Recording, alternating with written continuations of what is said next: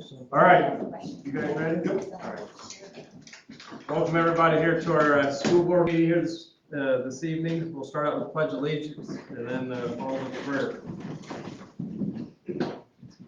Pledge allegiance to the flag of the United States of America and to the republic for which it stands, one nation under God, indivisible, with liberty and justice for all. Our Father in heaven, we're grateful for this evening which we're able to gather here together here as school board and as educators and administrators. We're grateful for the opportunity we have to serve this community and the children in this corporation. We're grateful for the many individuals that are willing to volunteer and to teach and to help these kids to expand the knowledge and to be able to set goals for their life. We ask you to please bless this meeting, that we will be able to converse and make decisions and do things which would lead this school corp in the right direction. We ask that these kids and teachers will have a great summer and that they'll be safe and they'll be able to return to us back in the fall. And we say this in the name of Jesus Christ. Amen. Amen. All right, we have future board meetings, June 11th, here at 6 o'clock, July 9th, again here at 6, and July 23rd. So just one meeting again here in June. Revision to the agenda, we just have, I think, one thing in the HR report. Recognition, public recognition. We have recommendation to approve $250 donation from Patricia and Richard Brewer for Northfield Robotics. We have several here, so we'll just get them all approved here at the end. Recommendation to approve a $700 donation for United Steelworkers Local 285 for Southwood Track Club. Recommendation to approve a $110 donation from an anonymous donor, $200 donation from Eagles Lodge for both Northfield Track. Recommendation to approve a $350 donation from the Fountain Christian Church for Southwood FCA. Recommendation to approve a $250 donation from Harmon Consulting, $250 donation from Stephanie Hacker, $250 donation from Wabash County Sheriff Department, $250 donation from B&K Root Beer, $250 from Gabe Nescio. I probably messed that up. $500 donation from Affiliate Appraisals, $300 donation from Central Indiana Ethanol, $200 donation from AWW Auto Rental, $50 donation from James Sparks, $50 donation from Nathan Wybrew, and $250 donation from Gorman and Bunch Orthodontics, and $200 donation from Nicholas Craig, all for Southwood Baseball. And a recommendation to approve the $750 from Corteva Ag Science, MSD, LLC for Northfield FFA. Can I get a motion in a second? Move. Second. All those that are in favor to approve these donations, say aye. Aye. Any opposed? All right. We always are grateful for all these donations. They're going towards many different activities that our kids are involved in. It helps run smoothly. School recognition. Yep, we got a couple here. So first of all, from Heather Click, she's teacher at Metro North Elementary. She says, hello, I wanted to send some positive news. Willoughby Chunks, sub-bus driver, went above and beyond with a student by fixing a backpack zipper for one of my preschoolers. She took the backpack home at the beginning of the day, sewed it, brought it back to school before the end of the day. My student was so happy, as the bag is very special to this child. Audrey Amos, senior at Southwood and Heartland Career Center student, volunteered to cut hair for 3 students from Metro North and Sharp Creek for free, family in need. One of those kids was from my class, and that child's siblings all received a haircut at Heartland thanks to Mrs. Audrey's teacher, Mrs. Atkinson, said that if there's ever any student in need of a haircut at MSD, they will take care of it for free at Heartland Career Center. I'm just thankful for the good I see in our MSD family, wanted to share with admin. Way to collaborate and take care of our children. So I thought that was very good, how that all worked, even with our sub bus driver and of course with people and the students at Heartland Career Center. Also, this is from Tanya Boone. Do you want to go ahead and read that, or you want me to read that for you? Sure, I'd be glad to. Okay, go ahead, Tanya. So we had several track athletes receive all-state academic honors. And so I just wanted to recognize them. The criteria for receiving this award, they have to be nominated by their head coach. They also have to maintain a GPA of 3.5 and achieve a minimum of 1200 on their SAT or 1140 on the PSAT. They also must be solid enough athletes if they're on their sectional roster. We had 5 Southwood track members receive that. Our seniors were Carrie Collins and Randy Boone. And our juniors were Grace Drake and Gabe Neely and Luke Herring. Because of Luke Herring's SAT scores, he actually earned first team honors. The rest of them received honorable mention. So they will be getting certificates for academic all-state from this past spring. All right. Thank you very much. Thank you. Mrs. Boone. And that's all I have that's been given to me at this time. So we'll keep them going over the summer if there's others that happen. Okay. All right, we'll move on to financial report. Or we're gonna do the presentation actually. Oh, sorry, came all the way down here for, all right, Mark Cove, Philadelphia. Got a presentation, go ahead. They don't wanna make. I'll be back tomorrow too, if you want to join us, so. I intend to give you folks kind of a 30,000-foot view of the projects tonight, if at any, because I can go on for an hour and a half if you really want me to. If at any point you think I've skipped over something, you have a question, please stop me. And we, for your all your benefit, we also shared this with the Sharp Creek staff on Friday, at least most of it. We didn't ask them, or we didn't show them the Metro North stuff. So, with that, I'll start out with Metro North tonight. The existing site, that should look familiar to you, north is up. The gym is over on the left side of the screen, gym cafeteria. Can you go to the next slide, Chris? That's me. I'm sorry, Mike. Thank you. I'm bad tonight. All the area in white is the existing footprint. That area in blue is the addition we're talking about to extend the gym. So again, if you go to the next slide. Overall footprint of the building. The darker blue is the addition. The lighter blue is the area that gets some form of renovation. Jump one more ahead.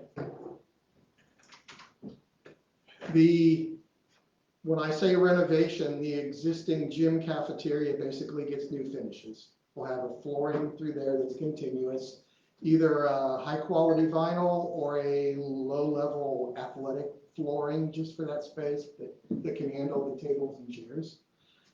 Keeping the existing bleachers, we'll paint the ceilings and the walls and all the steel structure. Currently, we're trying to match the existing structure as closely as we can. We might want to change. We'll have a conversation about that tomorrow. That's turned out to be rather expensive because of the way Metro North was built. Not a budget breaker, but it might factor into that structure versus some of the other alternates you might be looking at, like additional parking lots, etc. But not going to worry about that tonight. View from the outside, because we don't think we have a snowball's chance in Hades of matching the existing brick on this building. We want to, and because we don't necessarily want to make it look like we're trying to match it, we want everybody to recognize this is an addition that is being respectful of the existing building. So we're looking at a stone or an imitation stone material. When I say imitation stone, it's basically limestone powder that's recompressed to make stone. It's a little less expensive. It comes in very regular shapes, even though you see kind of a rubble pattern that gets created with it. So that's what we're talking about. Colors aren't necessarily, one more thing before I jump off of there. Instead of having full height windows, we're looking where it's darker on the bottom. We're looking at what we call spandrel glass there. So it'll be glass on the outside, but they'll actually be concrete block on the inside up that high. So we can have wall pads and all the things you would expect in a little gym like that. And just make things a little safer for everybody. But glass up high to bring light in. So thank you, sir. Amy, you might mention the goal that was trying to be achieved here by adding on to the gym space. Okay, so if you recall early on, the concept we started with was an addition on the west side of the existing space. What that did was create a separate cafeteria and a separate gym. But what staff requested was that we consider extending the existing space so you have a larger assembly area for those few times during the year that you try to bring in a lot of parents, big group. We'll have a drop-down curtain between the gym floor, which will actually push to the south, and the cafeteria area, which will be tables and chairs at the north end that can actually stay in place. Now, there is a bit of a code issue that we're working through and applying for a variance. It will no longer be just open between the hallway and the gym cafeteria. We have to close that up and try to create a fire separation in there. Just to give a nod to the fire inspectors and the folks at the state who care about those things. So you'll have doors in each of those sections, or just like? we'll actually have, I think could you back up one more, please? I'm sorry. At the top, 2 pairs of doors. And because of the way the columns lay out, they'll actually hinge back to back. But, and then we're adding a door down there at the southeast corner, which is something that existing space doesn't have, another way out. So I think there are still some things we could give up, like potentially another door on the opposite side and then southwest corner if the state starts pushing back on what we're trying to do. The issue here is you've got a big non-sprinkle building that no longer complies with current code, and we're making it bigger. Granted, marginally bigger, and so they tend to look favorably if you give them a nod to make the space safer. That's the reason for closing off the hallway. It seemed like a minor concession to get the extra space.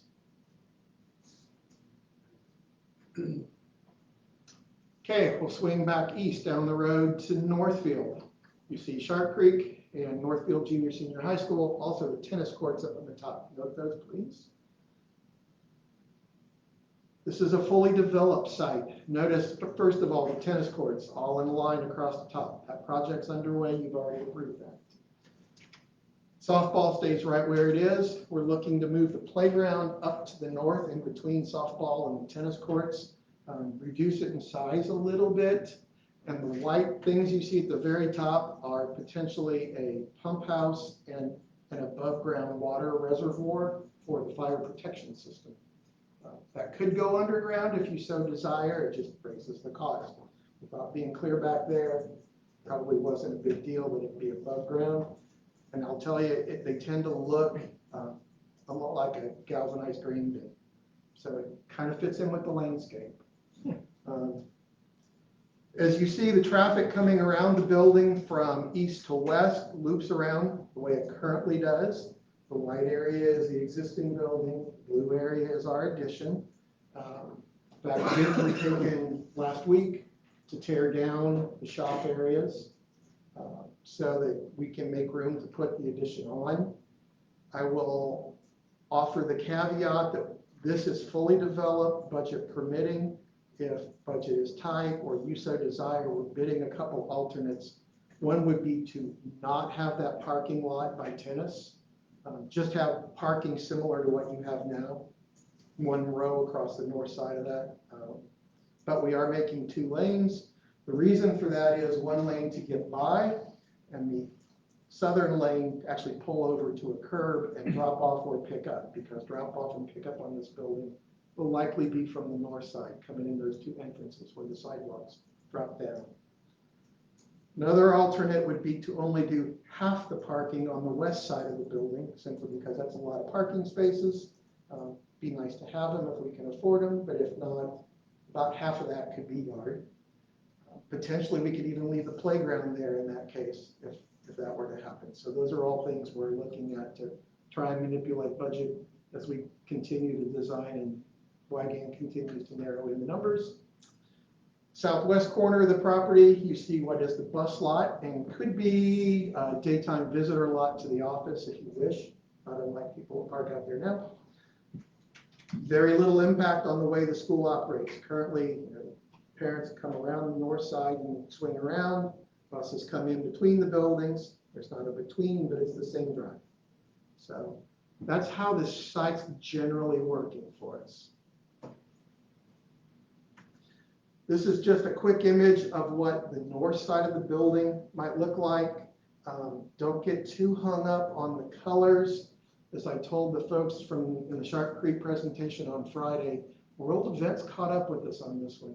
We generate these types of things in Office, and not all my people are well versed in lighting adjustments and shading adjustments to get all the colors quite right when the machine renders it. To make these things, to dress them up, put people in them, give them scale, we actually work with an outside firm. And it just happened to be in Eastern Poland. He's a Ball State grad, guy from Belgium originally, married a gal from Poland and ended up runs his business over there. But we've worked with him for a number of years, does a lot of nice work for us. It's usually pretty quick, but they're being a little non-responsive right now. So we're a little concerned about it. Otherwise, this would be dressed up a little more.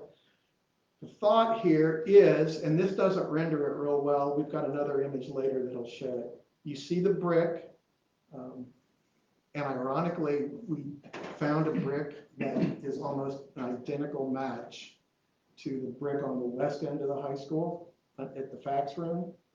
Also, the brick that's on the locker room addition at the far north on the east end. The two places where we're tying in. So we're able to come back. It's called a Norman brick. It'll be 2 1/8 inch or 2 1/4 inch tall, about 14 inches long.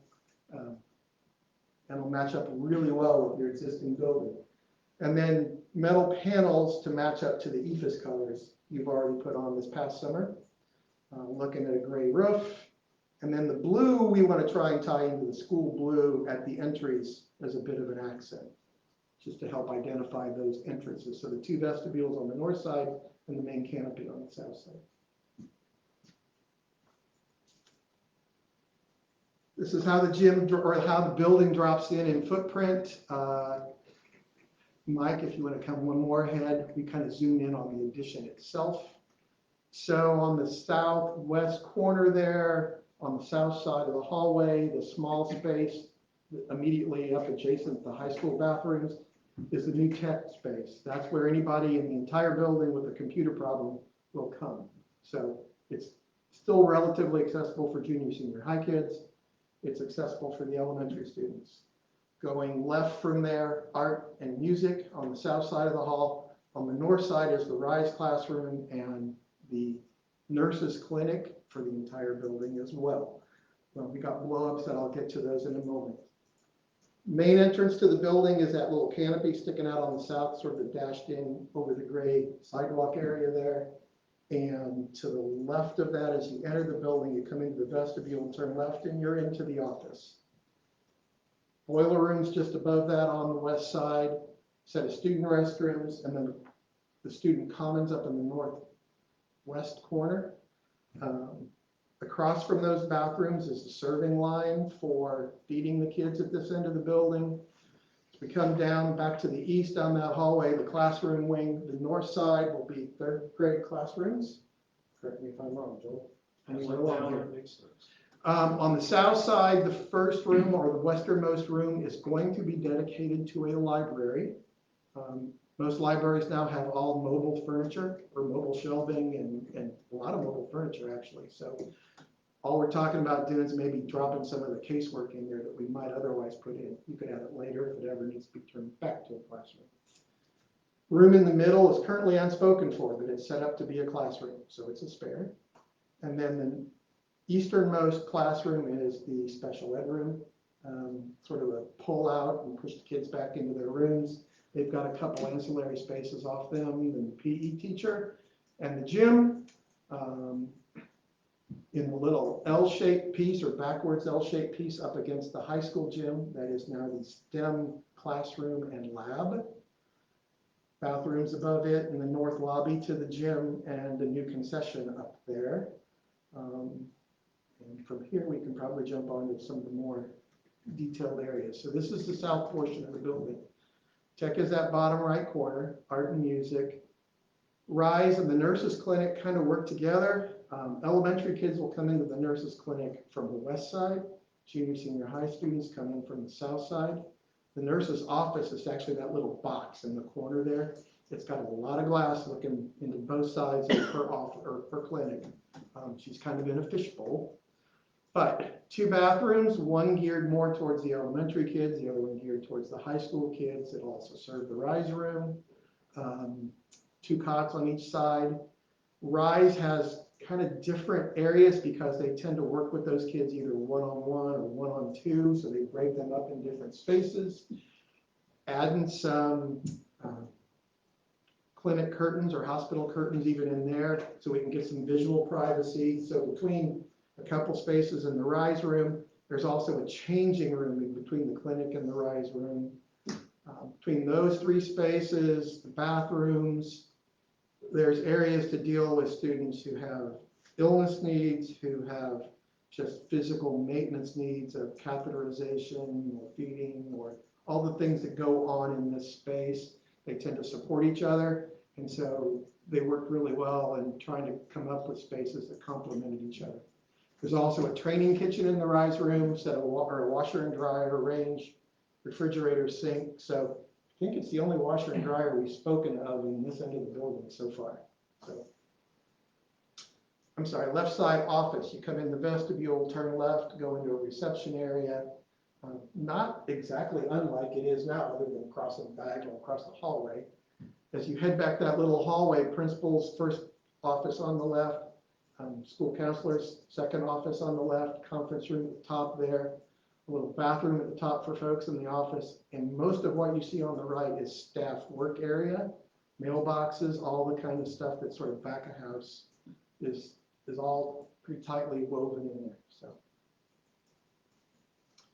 just a quick glimpse of what coming in the vestibule. The doors ahead of you are the ones that the students would go in the morning when school starts. They get locked down once school begins, and you have to go into the office.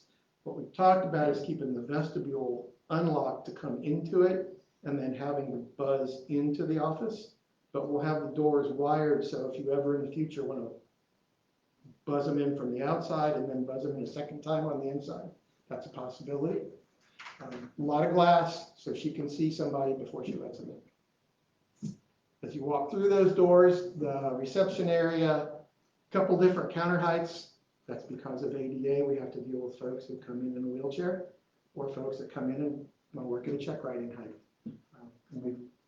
It suddenly occurred to me we're going to come up with a new name for that counter because nobody writes checks anymore. Behind there, we've got a lot of cabinets under a counter height because with all the windows, there's not a lot of room for storage wall cabinets. But basically the first floor copier is in this space as well. So a lot of control over what goes on. And to the right of that image, you'll notice a window that actually looks into Mr. Martin's office because the receptionist is up there alone quite a bit of the time. It sort of gives a backup and a little bit of security that when he's in his office, he can see what's going on too. Just a quick shot of the kitchen in the Rise room. Notice the little hooks across the front of their half wall there. They've got hooks all over the space for hanging bags and stuff that they do. It's she's really kind of gotten to know what her role and what her students are and how to take care of them and how to keep them separated. So it's been an interesting conversation with her. Art room. What you see is the door coming in on the left side, whiteboards on either side of a TV. This is one room in the space that has a TV mounted up high because your art teacher often works in front of it with a document camera. And the kids, she's working and talking, and the kids can see above her head what she's doing. You're seeing the wet side or the wet counter in the room where there's a couple sinks, clay traps in there. Most of this, your art teacher does a lot of stuff that are laid out for the kids to pick up and go. We've got some specialty storage on the back wall that you don't see.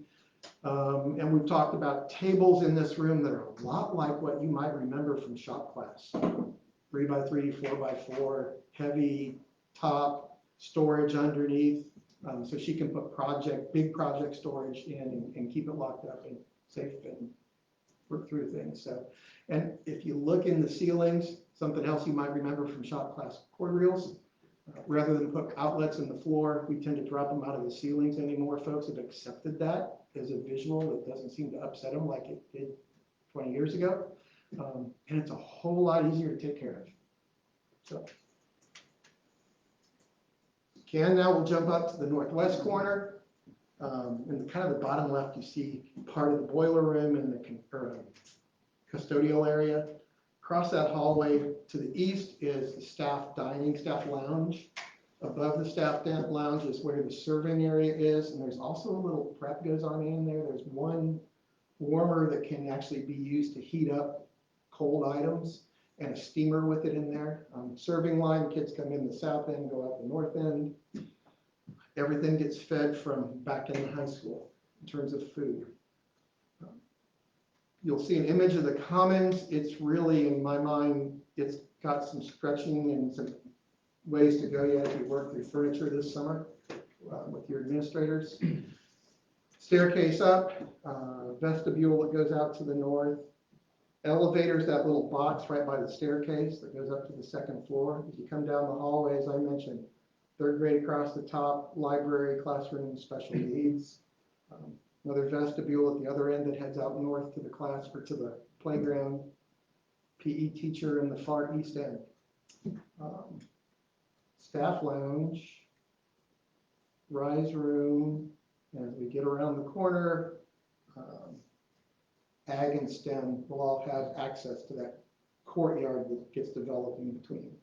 We discussed paving that. That's another area we want to spend some more time looking at what paving means and what we do to maybe give that area a little character and a little life to help things along.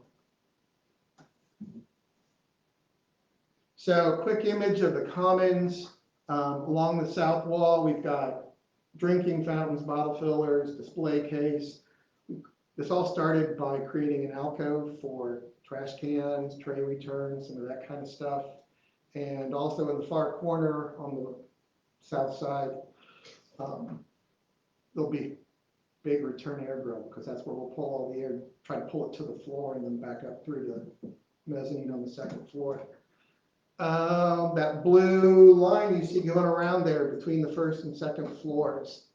It's a bulkhead with not a lot of design put into it yet. It was simply something that we put there to help begin to break up the height of the space.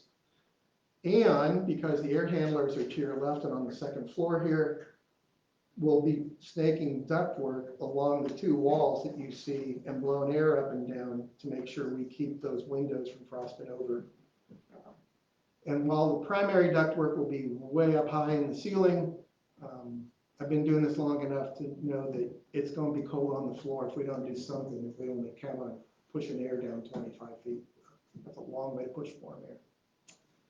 Other than that, when you look at the top of this, you see what we call clouds. Those are nothing more than 2x2 acoustic tile set in grids that are of a defined size, that are rigid, and let the sound kind of go up around them. So it helps to keep the sound down a little bit more. It's something we do in band rooms a lot. What is not on here yet is some light fixtures, because we also intend to drop light fixtures down through between those and get those into the space between the floors a little bit to help break up the height of the space, and also to make it easier when you have to change light bulbs or work on the light fixtures. Get them within at least a tall ladder height. So that's generally where we're going with the comments. Next space just swings us around to the opposite corner and looks back. You can kind of see where the trash cans might go, the display case, the drinking fountains, the hallway that goes back to the front door, the hallway that heads down by the classrooms. The Hobbit door on the left there goes under the stair landing. That's a Steve Holly special, to put chairs in there. That was his idea. I'm not going to take credit for it. That was his, but it's a good idea.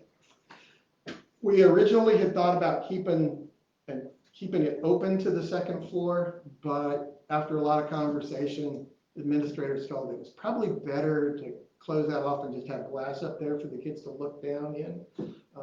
One, it's a safety issue. Two, it's a noise issue. This will help cut noise from getting up into the second floor too. And I didn't include the second floor in here, but it's pretty much a copy of what's going on the first floor. Just fourth grade on one side, fifth grade on the other. And down where we had the PE stuff, that's where the bathrooms are on the second floor.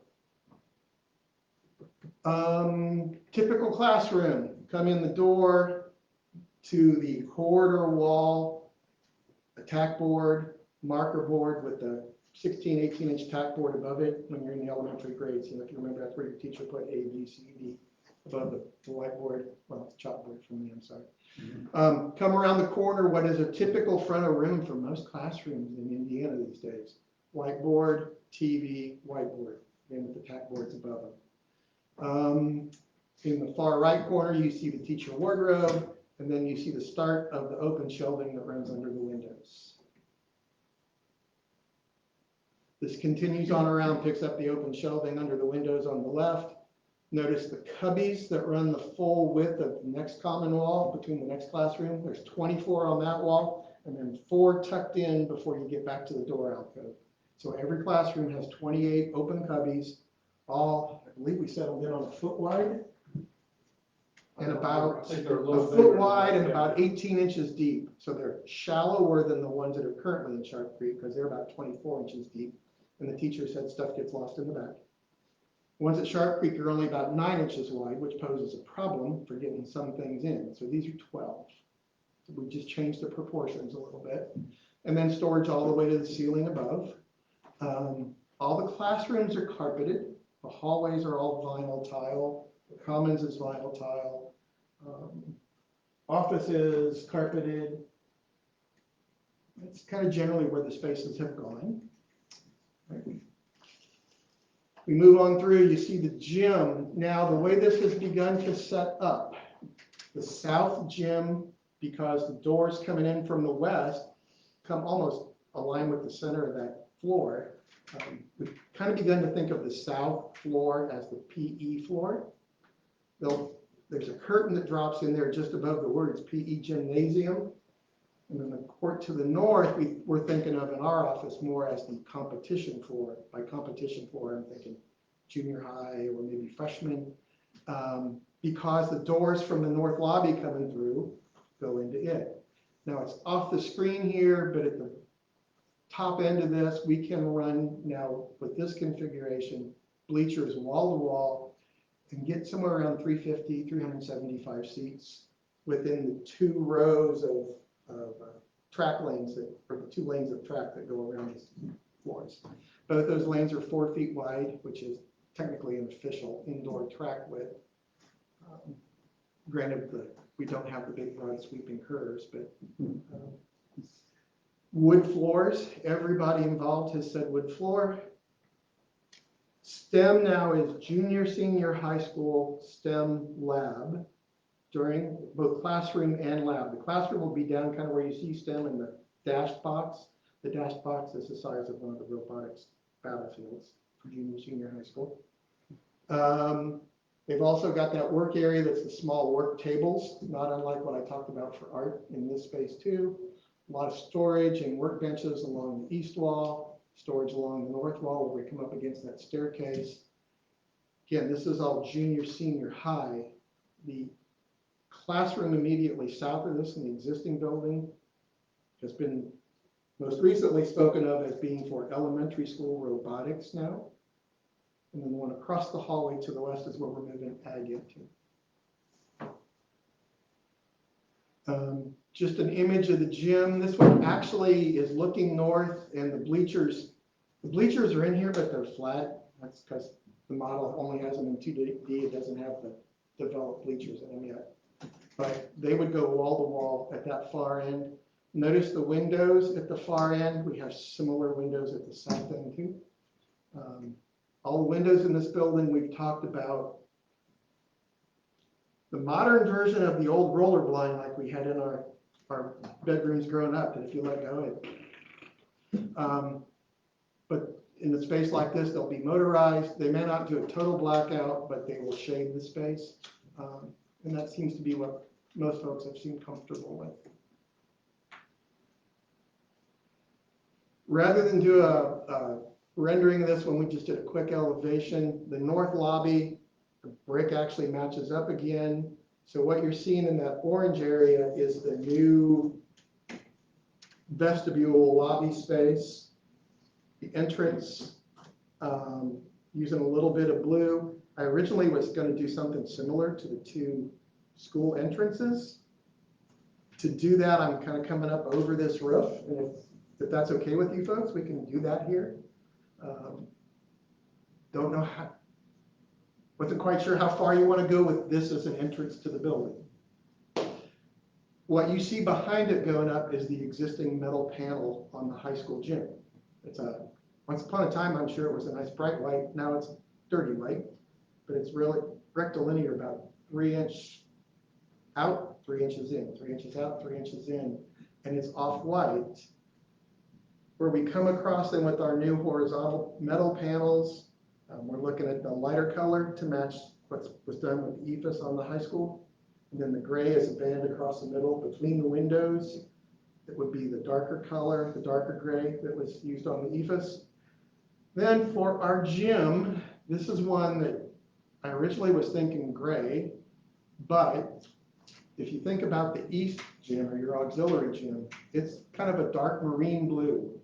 So I wanted to throw that idea out to you as a group, because in my mind, that's probably either you like it or you don't. We can do the new gym as a gray, so that's sort of a third thing, but not a new color.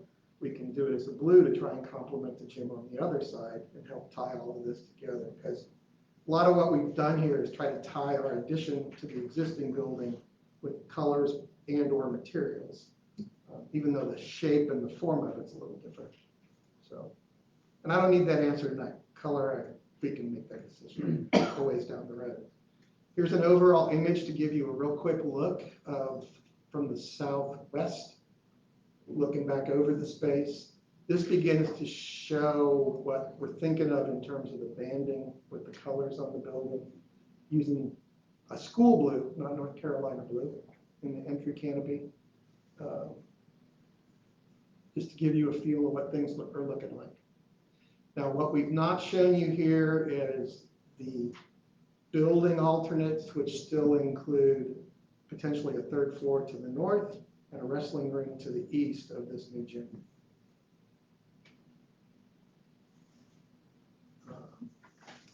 And then, help me if I speak out of turn, because I have to confess, when Wagon gets talking about these things, I've heard it enough times, I kind of turn it off. What you're seeing here is, I think it's covered up with the MSD of Wabash County. I think it's what they call phase 4 of their logistics plan. Even though it's phase 4, this is about where they intend to be in terms of traffic, fencing, everything by end of summer, early fall. So I skipped over 2 or 3 steps that are supposed to happen this summer. The idea being, you've still got all your student parking in blue, your staff parking out there in that light blue on the east side. Traffic comes all the way around, and they're building to the far north, up against the new tennis courts where some of the existing courts are. There's going to be a gravel lot there that they use for their trailers, for staging materials. Even if we don't build a whole parking lot there, they're going to leave that gravel there when they go. So you'll have that space to work with. They've also talked about contractor parking in a lot that sits about where we're talking about putting the playground. So traffic comes all the way around. They fence off. Joel, correct me if I'm wrong, but they were pretty adamant. They're still going to be able to maintain access to your main entrance, and also to that entrance that's kind of towards the north end, but on the east side, Sharp Creek. Yes. But parents will still swing all the way around. The orange area is where buses are gonna pull in. Chris, you understand this one better than I do, please. Yeah, so, the red area is gonna all be fenced up. And so that's gonna be fenced up by the time school starts. So we wanted to get these patterns established on day one. And so the buses will drive up, drop off, swing around, drop off, and pull out, just like they normally do in the morning. In the afternoon, they'll line up in a row around that lot for pickup. So that's where they normally get picked up. So to do that, we had to extend the driveway and make it larger. And so you can see that expansion there to make sure that we can fit all the buses in there during that time. So that lot is really only going to be used for bus drop off and pickup. Between that time, that will be more used for construction purposes, et cetera, if they need to get in and out of that gate at that point in time. So with that, then we still want to be able to use the front entrance in between that time. So instead of having parents driving through that orange area, they will build a little side road there with a small parking lot in that yellow area for parents to come in if they need to drop their kid off in the middle of the day or pick their kid up. They can park, come into the front door and still have access that way with that area. As far as construction traffic is concerned, they're asking that construction deliveries be made only between the time of 8:30 a.m. and 2 p.m. So then that way they're not messing with that green outer area of traffic flow before and after school. Because that will be the main area then that parents will have to use to come around to drop off their kid or pick up their kid in the morning over at Sharp Creek.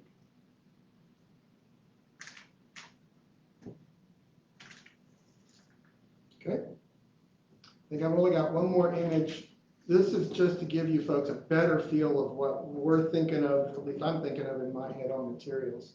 So right in the bottom center, you see brick. The right side is the existing brick. The left side is the brick that we picked that's almost a dead match. But I can tell you when you look at it up against the wall, it matches better than that picture because you see some of those darker oranges that are also on the wall. So I just was amazed when the manufacturer came back with that one. And it's a relatively speaking inexpensive brick. No brick's inexpensive, but this one is, as they go, this one's good. Far left, the wider, flatter panels, those are 12-inch panels with that lap concealed fastener. That's what we're thinking for the two lighter areas, what we would call the field, top and bottom. The gray area, that banding between the windows, we're thinking the same material, but a more repetitive pattern. So not only do we get a little darker color, we get a little more texture in that part of the wall. When we looked at colors, I pulled these off one of the manufacturer's websites.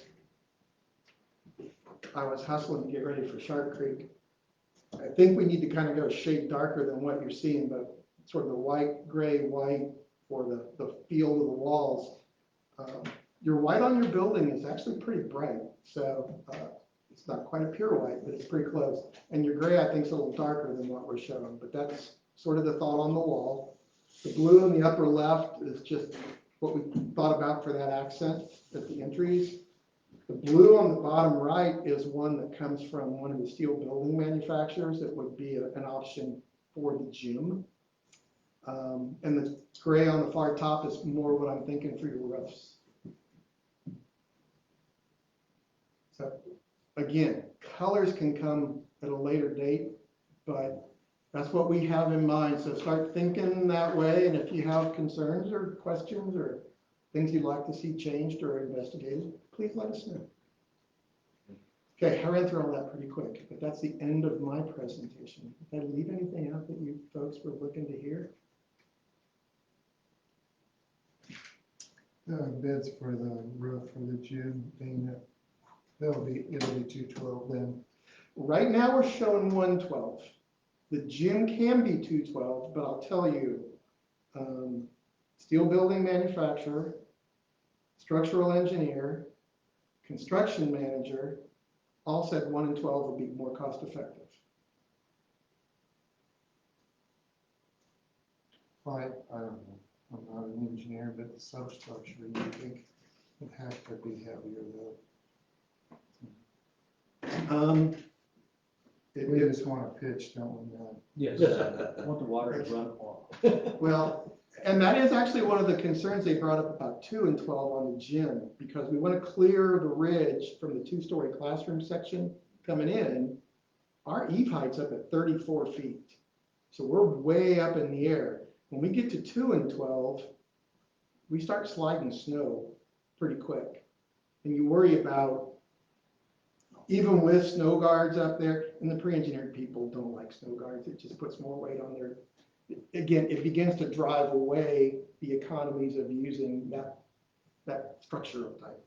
So they don't like to put snow guards up there. They want us to keep a clear area on the ground that nobody can get close to. Don't put any kind of equipment under there that might get damaged by ice falling on it. There was discussion about the north entrance to the gyms being the primary entrance to the current main gym. Do you see that still being the case, or? It could be if you want it to be, but I don't see it being your primary entrance. I still see, because of the bulkier parkings on the east side, I still see that being the primary entrance. The difference here is, and one thing I didn't mention, the current concession stand gets actually turned into an additional prep kitchen for this space, for the new addition. So with that, we had to create a new concession. We're putting that concession in the north lobby. Right there. That's where I was kind of going with my thought there about the main entrance, because the foot traffic to get to that concession area during a ball game would have to go across the end of the north end of the main gym. Yes, sir. I just wondered if that's going to be a problem. I can't speak to that, sir. But that is a valid question. Because now you can enter both doors, whether you're sitting on the east or sitting on the west. And that won't be the case then. Yeah, what we're looking at, in fact, the exterior doors on the east side of that addition probably have gone away, because Mr. Oswald said he really didn't want to feed. We did a quick evaluation based on the number of seats and the people you can put in your gym. Technically don't need 4 exits, 3 meet the criteria. And so the thought was we could grab that whole space for storage, which is something that the whole athletics PE area is short on. So is Mr. Martin, but he's already had his time to complain to me about it. So storage is always the first thing that gets cut out when we try to squeeze more into a building. So, no, those are very good Is there a questions. way, I'm just looking at, is there a way that you could put that concession along the inside that lobby, running east and west instead of north and south on that west, I guess it'd be the southwest wall there. And then you could have a door more centered in the court instead of off to the one side. Actually, one of the things we're looking at doing right now is removing that pair of doors that's kind of behind the goal right now that goes into the storage room. So you can get padding all the way across there and mimic the south end. Yeah. If you do away with the storage room, we could potentially put a window on the other, to the east side, so that folks could come around the corner both sides, but that's up to you folks.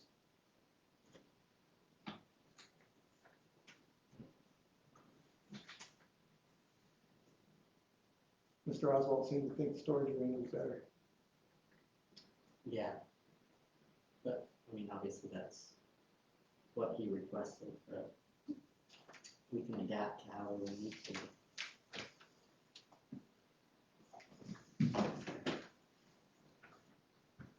when you were showing the cabinetry, and this is a secondary question, like, we were talking about each room having self-contained HVAC, right? All the classrooms, yes. Yep. The only, It'll interrupt the windows then, like it'll be between. correct, each classroom has 2 window configurations. Each of those window configurations mimics the configuration in the high school classrooms. And there's about a 4-foot space between those 2 windows, and that's where the unit vent sits for the classrooms. So, same type of units you have, you got those in Metro North now, don't you, Chris? It's not So you've got those vertical unit vents in Metro North, don't you? You have, okay. Trying to remember. I know Steve's familiar with them, so, and he likes them, so. The theory with those individual units in a classroom, and I remember asking that years ago when I started with Kerry Villama. Frank Coe, our old mechanical engineer, always said it's cheaper to move chilled water and heated water through a building than it is to move cooled or heated air. Likewise, the unit vents, if one has issues or goes out, it's only one room that's affected, not multiple rooms. Now, the weakness of those unit vents is they have to work a lot harder to dehumidify. So when we're in that time of year where it's 70 degrees outside and we got high humidity in the morning and it starts to heat up, they have a hard time cooling and dehumidifying because there's not a large stretch to run air across cooling coils. They're pretty compact. So we tend to have to work those pretty hard to get some dehumidification out of them. But that tends to be sort of 2 brief periods, beginning of the year and the end of the year. The rest of the time, they tend to work fairly nicely. They're easy to work on, and you can keep spare parts for one, and in essence, have spare parts for a big chunk of your build.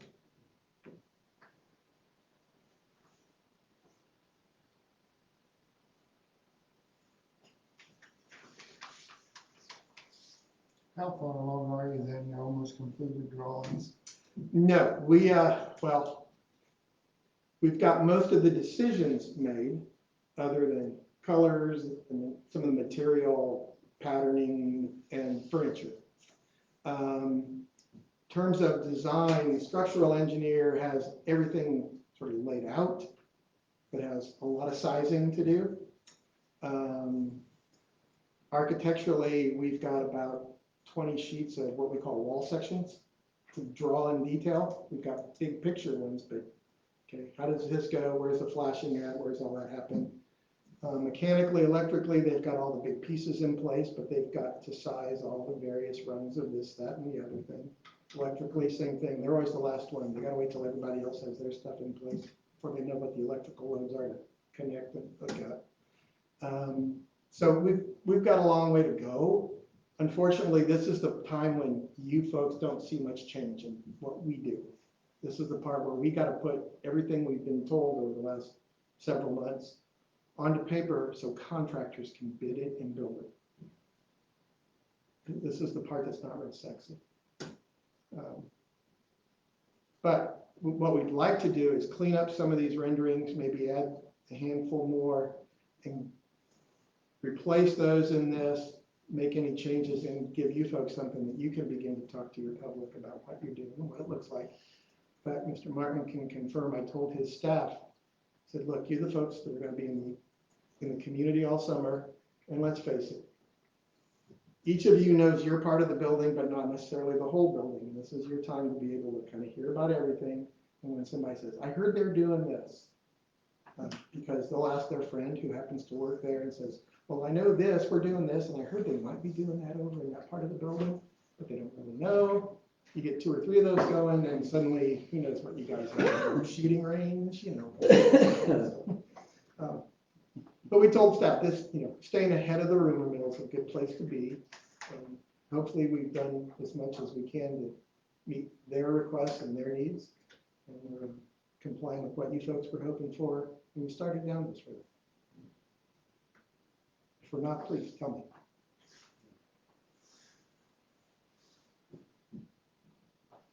I'd go easy on the dark blue. It's- Well, that's one I wanted to, because I struggle with that myself, but I wanted to put it in front of you folks and let you think about it.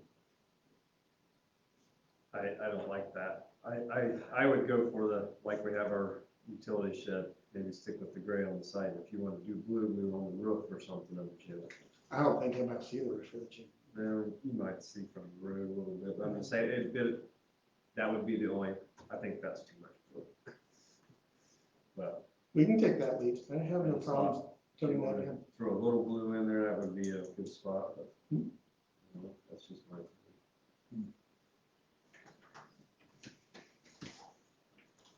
Okay, anything else? Any other questions? Thank you. Thank you. Thanks for your time, Dan. All right, public comment on the agenda items only. All right, no public comment. Okay, agenda items. Approval of minutes, our last regular meeting, April 23rd. I get a motion in a second. We'll second that. I got a motion in a second for the approval of minutes. All those in favor say aye. Any opposed? All right, motion passes. Financial report, claims.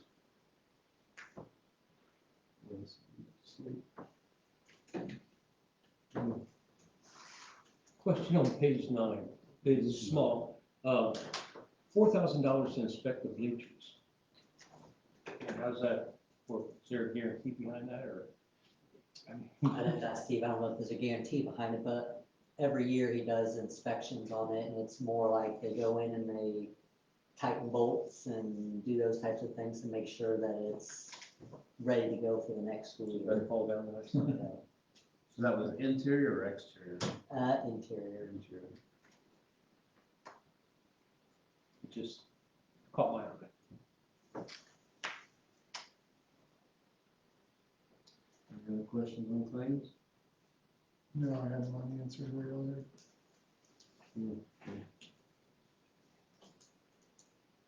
Yeah. I so moved to approve claims. Second. We have a motion and a second for approved claims. All those in favor say aye.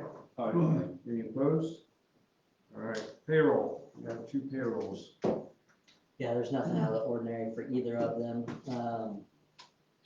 The ones coming up though will be end of the year stuff as far as like the spring sports, some of the remaining ECA claims that we may have, just end of the year since school is out type of deal. So there will be an increase in payroll from that standpoint.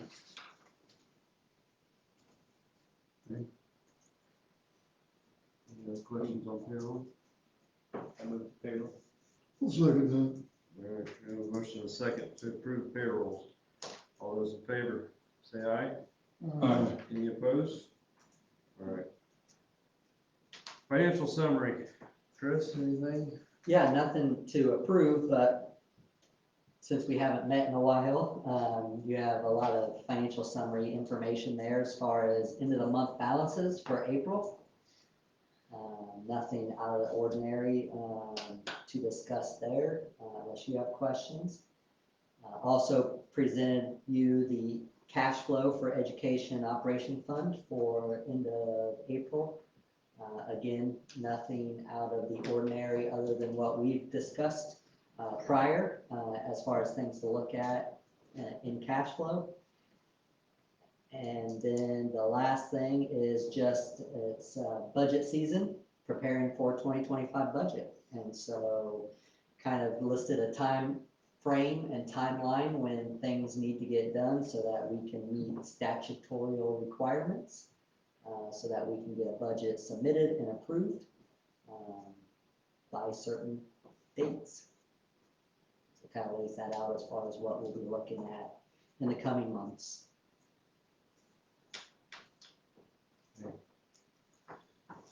Any questions there? All right.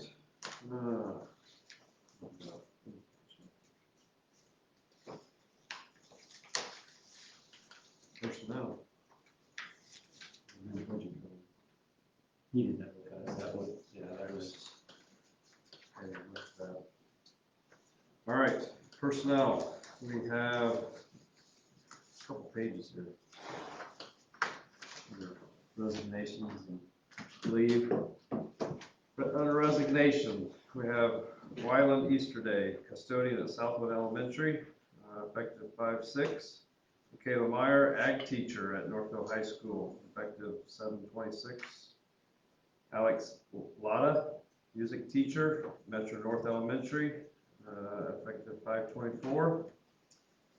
Tara Holbrook, paraprofessional at Metro North Elementary, effective 5/23. Stephanie Smith, cook at Southwood Elementary, effective 5/24.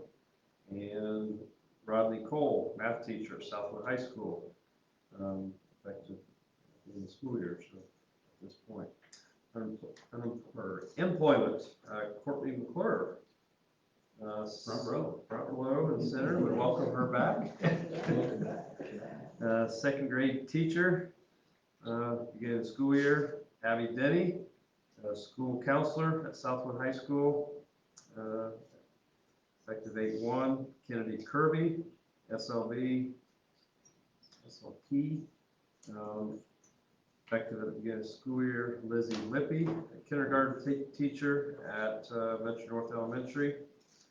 And Monica Savas, business teacher for Southwood High School, effective at the beginning of the school year. Brittany Blocker, head cheer coach at Southwood High School, that's immediately. Clay Herring, summer custodian for all the schools, effective 5/28. Bradley Sprague,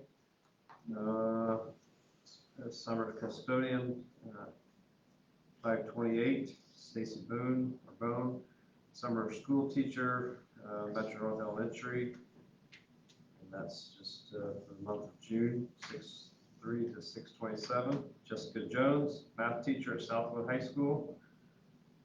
Michael Elliott, dean of students at White's High School. And Cale Parson, ag teacher at Northville High School. And Brianna Kruger, summer custodian. All those effective for the beginning of the school year. Under retirement, we're supposed to okay this one? He wasn't on the list. So. We'll talk about that later. Gary Dale, teacher for Northfield and Southwood. Michelle Sparling, teacher at Southwood High School. And Cindy Rinbarter, library aide at Metro North Elementary. And Steve Hawley as the maintenance director for all the schools. Those are all effective here in the school year.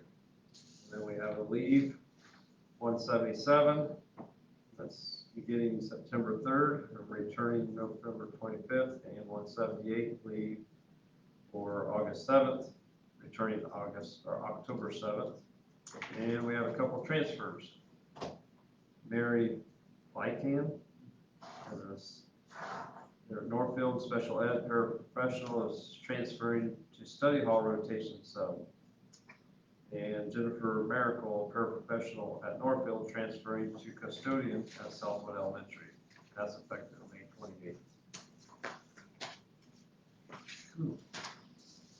Get a motion and a second for approval of those. Move to accept the HR. Second. All those in favor of the HR, say aye. Aye. Any opposed? All right, motion passes. Couple of things. First of all, congratulations. Unanimous, of course, so welcome back. So glad to have you. And also, I just want to talk about the retirees. First of all, Michelle Sparling, 37 years at Southwood Junior Senior High School.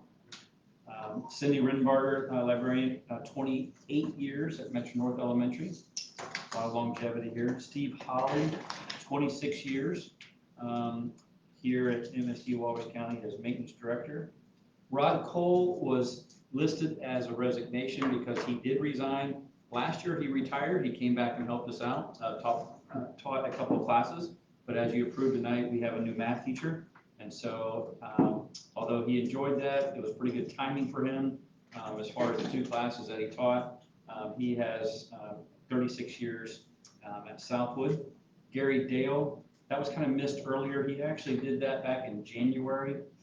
It did get on the list, so we put it back on there. 27 years at Northfield, but then Southwood and Northfield now. So just really appreciate that. I didn't add those up, but a lot of longevity to all of our staff members. Mrs. Lewis at Southwood is working diligently to get replacements and actually has, I believe, everything except Spanish right now. So if you have any people out there, let us know. I know they did interview, they've had a couple leads, but I don't know exactly where they are with that yet, but just looking at some other possibilities. So that's really, really good. So again, just want to congratulate them, thank them for all of their years of service, and definitely will be missed, but also have great opportunities when we bring new staff in this next coming year. We'll bring staff back. Or bring staff back, that's right. Just can't stay away. Nope. Jeez. Yeah, we've had a couple that retired that came back to us also. I mean, we had, we had Mr. Snyder, Dan Snyder, that came back, and he came back for, was it a whole year and a half almost? Yeah, so anyway, congratulations to all of them. Sure appreciate our teachers and those that have been here for such a long time. Grateful that they've been here and got to know them. Under reports, we welcome Matt back. Don't know if you have anything to share with us, but do you have anything for Heartland? Yeah, I do.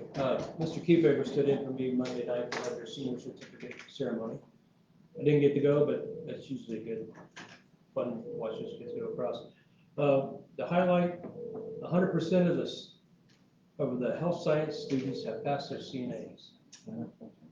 21 of the 22 cosmetology have received their state license, and they're pretty positive the last one will get it. And 13 of the 15 of the students in the CDO class got their license, and they expect the other 2 to get it. So that's really, really good. Okay. So they're doing a good job up there.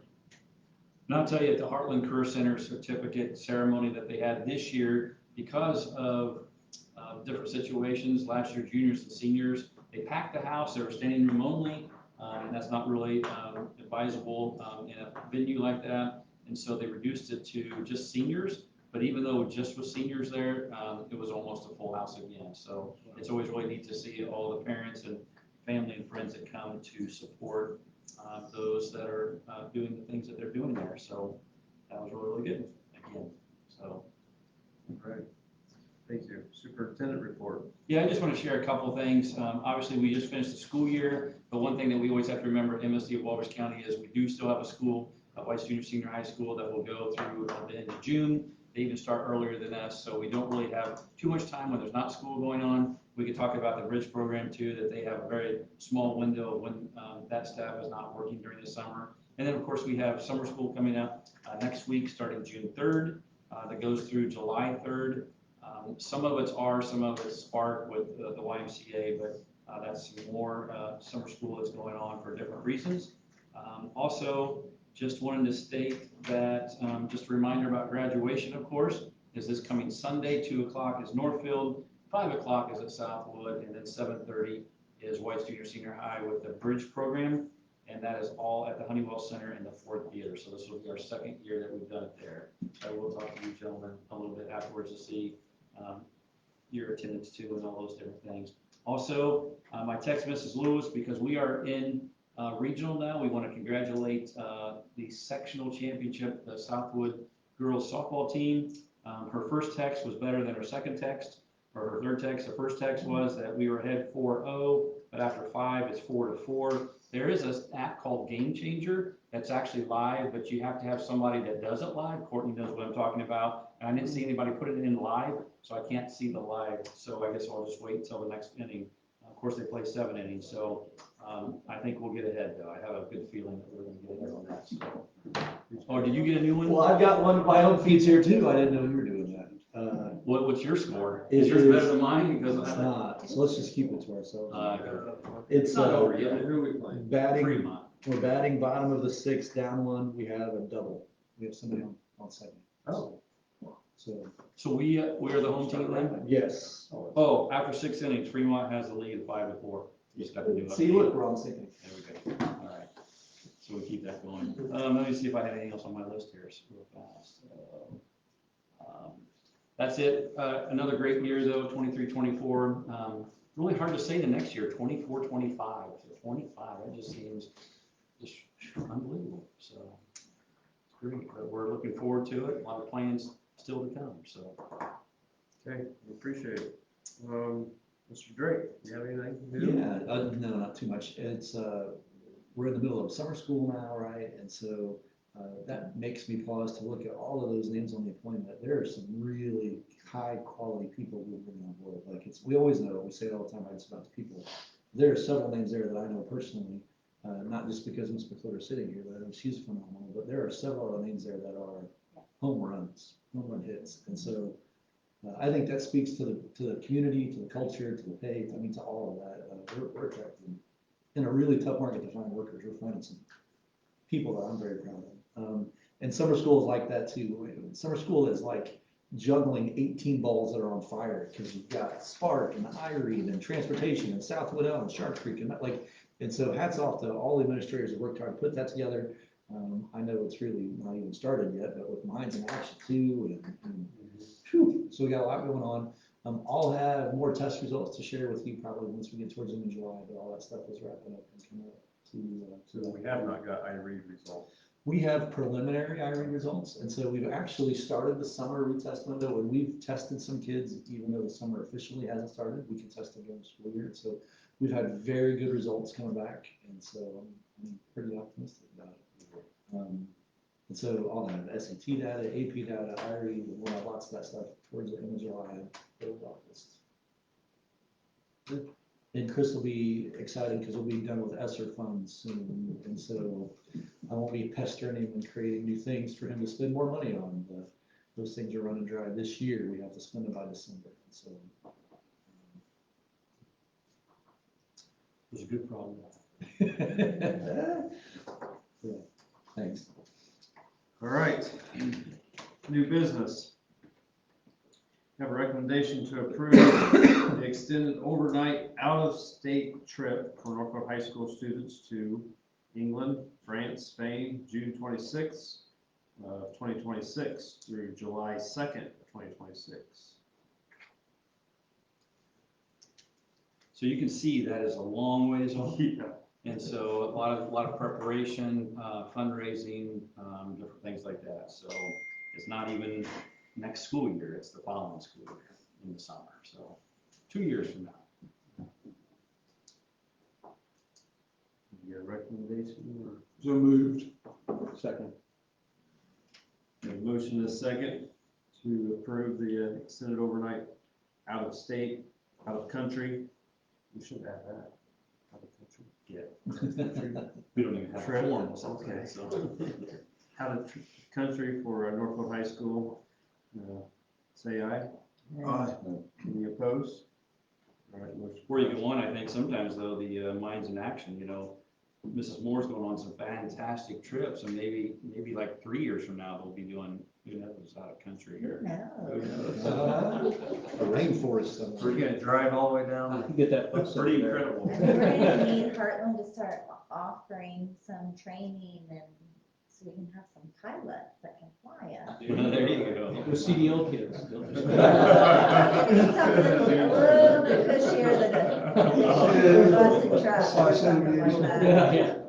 Well, they have some excellent trips, you know, she's already presented on those, but great trips, I just thought I'd put out, Yeah. just maybe as something to think about. All right. Better not do that for Mrs. Moore. She'll be going all summer. She'll be going all summer. All right, we have a recommendation to approve our food to school purchasing cooperative award for 24-25 this next school year. Yeah, so we've been a part of this group, I don't know exactly, 5 or 6 years now. And there's some stats in there that I thought is pretty phenomenal as far as what this group operates with. You know, you're looking at 95 Indiana school districts as part of that, serving 235,000 kids a year. So being a part of this group has helped us keep costs down, especially in a hard market. I was looking back since COVID, since the pandemic, the end of 2020, our costs this year per month have increased $11,000 in food purchases. That's over $132,000 a year. And so we've been able to do that without raising prices. We haven't raised prices in probably 7 or 8 years. That doesn't mean we may not look at having to do that here shortly. But, to be able to do that, I think it's pretty amazing with the way things have increased. So anyway, as part of being a part of the co-op, we just have to approve what the cooperative has approved as far as bids and contracts are concerned for this upcoming school year. Any questions on that? So, We got a motion and a second to approve, approve the school purchasing cooperative. All those in favor, say aye. Aye. Any opposed? All right, motion passes. We got the first reading and review of the bridge handbook. And I'll just, 24.25. oh, I'm sorry. There Yeah. you go. And Mrs. Boone's gonna do that, and I have it all right here, and so, Mrs. Boone, you got it for. This will be short and sweet, so I've highlighted just a few sections in our handbook, not much has changed. Really, the main changes are just some updating and clarification of language for our students and parents to ensure that there's clear communication on the front end of enrollments and what the expectations are. So on page 4, just clarified how our enrollment process is going to work and how students are assigned to staff who will be overseeing and facilitating their education. And on page 5, underneath our tiered system of support, we have done a few things to try and improve the quality of what we offer our students. We do struggle with a lot of attendance and engagement issues. And so we have tried to ramp up our tiered system a little bit more to where there's quicker intervention on the front end of things to try and catch them early, and then get resources in there, support families, find out what the barriers are to address that. So again, just clarify this to make sure that our parents know that if your kid's not doing what they're supposed to be doing, we're going to get involved quickly. And then on page, scroll quite a ways down, with our truancy, we're always trying to improve how we address our truancy issues. We have a lot of them, just because of the personnel and clientele we serve. So I just changed up the language a little bit to make it a little less threatening, but also let them know that we are going to be contacting DCS, probation, and the child welfare system, law enforcement, as we need to, number one, ensure their safety. If we're not hearing from them, we need to know that they're okay. And number 2, to make sure that parents are supporting, doing what we need to get kids an education. And then just scrolling on down to 9 and 10, pretty simple, just updating all of the assessment, the new assessment dates for our parents, because we do stress the need that they got to get their kids to testing. It's state required. We need them to be present. We can only travel so far with a few of us on staff, so they need to meet us halfway. My team does travel, and we're opening up more sites now to go. Ivy Tech has come alongside us and been a great partner as far as providing us with computer labs and things like that, space for us to go and meet our kids. But again, we can only do so much regionally, and kids got to come to us. And that's pretty much it. The only other thing that I did not spell out for parents is simply the new graduation requirements. Since we don't have all of that in black and white yet, I just put a note, a special note on page 14, that there are new diploma requirements coming out, so depending on where the student's at when they come to us, we may be talking to them about staying 440 or staying on the normal track or looking at the second option that we're now going to be facing, diplomas. You have any questions for me? And as they're thinking, just a reminder, this is just the first reading. We won't vote on it now, but if you have questions between now and the next meeting, you can filter those through me and I can ask Tanya too. But one thing I wanted to mention though, Tanya does an excellent job of keeping our program to have fidelity, and also just, it's a phenomenal program that she has created. It started several years ago, but yet we knew that when we have this credit recovery online program, there's a lot of scrutiny along lines of other schools that have had situations, and one thing we did not want to get into is any of those kinds of situations. And she continues to do that by making sure that the students are doing what they're supposed to be doing, and if they're not, looking at ways to either encourage them, motivate them to do better, or we have to dismiss them. And she does a lot of work in making sure that all happens. So really appreciate all the time and effort she does with the students that she has. You'll see at graduation on Sunday, she's had over 100 students that have RSVP'd for that graduation.